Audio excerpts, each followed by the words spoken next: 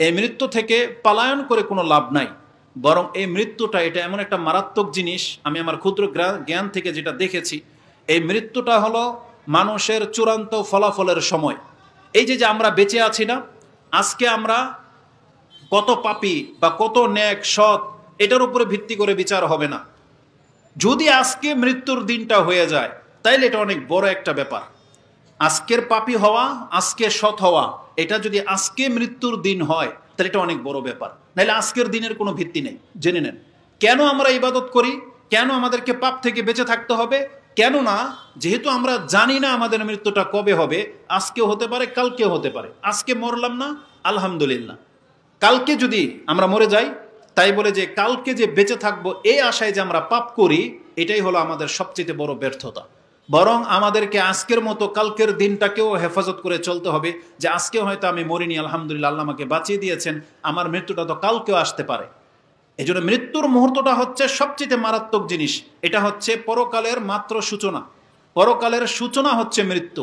এটা হচ্ছে আমাদের পরকালের প্রথম দিন। এবং এই মুহূর্তটা যেটা আপনি সূরা কিয়ামা ৭৫ নম্বর সূরার মধ্যে আপনি ২০ নম্বরের পরে গেলে আয়াত পেয়ে যাবেন, যেখানে আব্দুল ইবনে মাসউদ, আব্দুল ইবনে আব্বাস রাদিয়াল্লাহু তাআলা আনহুমা তিনি বলেছেন, একজন ব্যক্তির জন্য এটা হচ্ছে সবচেয়ে কঠিন দিন। যখন তার আত্মাটা বের হয়, সে তখন দুইটা জগৎ দেখতে পায়। তাফাতি সাকু বিসাক, যখন যে আয়াতে বলা হয়েছে তার পায়ের গোছা দুইটা একসাথে লেগে যাবে, এর মানে তিনি ব্যাখ্যা করেছেন এটা হচ্ছে দুইটা জগৎ তার সামনে এসে উপস্থিত হয়। সে তখন পরকালও দেখতে পায় এবং সে দেখতে পাচ্ছে যে আমার দুনিয়া আমাকে এখন ছাড়তে হচ্ছে। ওই মুহূর্তটা একজন ব্যক্তির সবচেয়ে কঠিন মুহূর্ত। তার কলিজাটা তখন ফেটে যায়, তার কলিজাটা তখন ছিঁড়ে যায় যে আমাকে এখন এই দুনিয়া ছাড়তে হচ্ছে। ওই মুহূর্তে একজন ব্যক্তির জীবনের এই শেষ মুহূর্তের উপরে তার বিচার শুরু হবে, যে কিয়ামতের মাঠে সে কি জান্নাতি হবে নাকি সে জাহান্নামী হবে, কবরে কি সে শাস্তি পাবে নাকি কবরে তার জন্য আরামদায়ক বিছানা বিছিয়ে দেওয়া হবে। এটার সিদ্ধান্তটা পুরোপুরি হলো এই মৃত্যুর মুহূর্তটাকে কেন্দ্র করে। এটা এত একটা গুরুত্বপূর্ণ কথা, আমি হয়তো আপনাকে বোঝাতে ব্যর্থ হব, বা আমি হয়তো বোঝাতে পারবো না যে আমার অন্তরের ভিতরে সেটা কিভাবে এটা কাজ করে।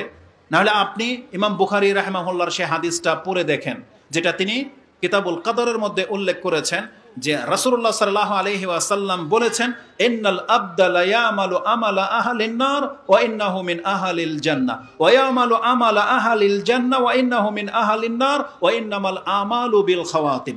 ইমাম বুখারী রাহিমাহুল্লাহ তিনি তার ৬৬০৭ নম্বরে এই হাদিসটা এনেছেন, যে একজন ব্যক্তি সে জাহান্নামের কাজেই লিপ্ত ছিল কিন্তু লোকটা জান্নাতি।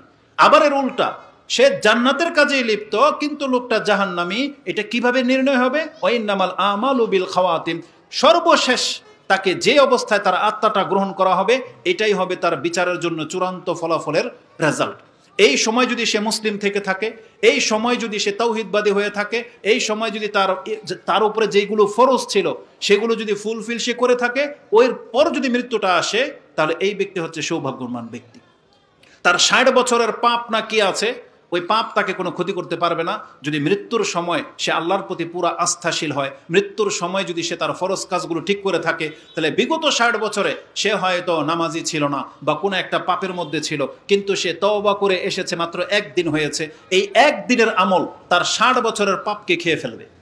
কারণ আল্লাহ সুবহানাহু ওয়া তাআলা কোরআনে বলেছেন, ইন্নাল হাসানাতি ইউযহিবুনাস সাইয়্যাত যালিকা যিকরা লিয-যাকিরিন, যেটা আপনি সূরা হুদ 11 নম্বর সূরার 114 নম্বর আয়াতে পেয়ে যাবেন, যে নিশ্চয়ই ভালো তার মন্দটাকে মিটিয়ে দেয়। আর তওবা এটা এমন একটা জিনিস, আল্লাহর পথে ফিরে আসা, এটার এতটা ক্ষমতা, যদি কেউ এক মুহূর্ত সময় পায়, আমি তো একদিন বলেছি অনেক বড় ব্যাপার, যদি এক মুহূর্ত সময় পায়, সে জানতো না যে কখন মরে যাবে, সে তওবা করে নিল, আর কিছুক্ষণ পরেই যদি মালাকুল মউত তার কাছে উপস্থিত হয়ে যায়, তাহলে এই ব্যক্তির এই তওবা তার জীবনের সমস্ত পাপকে খেয়ে ফেলবে।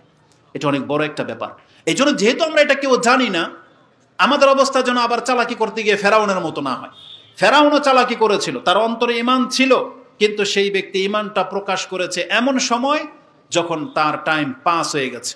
কোরআনের মধ্যে সেই কথাটা উল্লেখ আছে, ফেরাউনের মতন তওবা হয়তো আমরাও করতে পারি না। এই বাক্য হয়তো আমরাও আমাদেরকে না শিখালে বলতে পারবো না। এত চমৎকার ভাষায় ফেরাউন তওবা করেছিল, যেটা আল্লাহ সুবহানাহু ওয়া তাআলা কোরআনের মধ্যে সূরা ইউনূস 10 নম্বর সূরা 90 91 নম্বর আয়াতে আপনি পেয়ে যাবেন। আল্লাহ বলছেন হাত্তা ইজা আদরাকাহুল গারাক, যখন সে ফেরাউন ডুবতেছিল তখন সে বলে উঠেছিল কালা আমানতু আন্নাহু লা ইলাহা ইল্লাল্লাযী আমানাত বিহি বানু ইসরাঈল ওয়া আনা মিনাল মুসলিমিন। সে বলেছিল আমি মুসলিমদের একজন। কিন্তু আল্লাহ সুবহানাহু ওয়া তাআলা তার কাছ থেকে তওবার গ্রহণ করেনি। আল্লাহ বরং বলেছেন আল-আন ওয়াকাদ আসাইতা মিন ক্বাবলু ওয়া কুনতা মিনাল মুফসিদিন, একটু আগেই তো তুমি বিরুদ্ধাচরণকারী ছিলা এবং তুমি ছিলা ফাসাদকারী। আর একটু আগেই যদি সে সমুদ্রে নামার আগেই যদি তওবাটা করে নিত, ও কিন্তু জিতে যাওয়া ব্যক্তির অন্তর্ভুক্ত হয়ে যায়।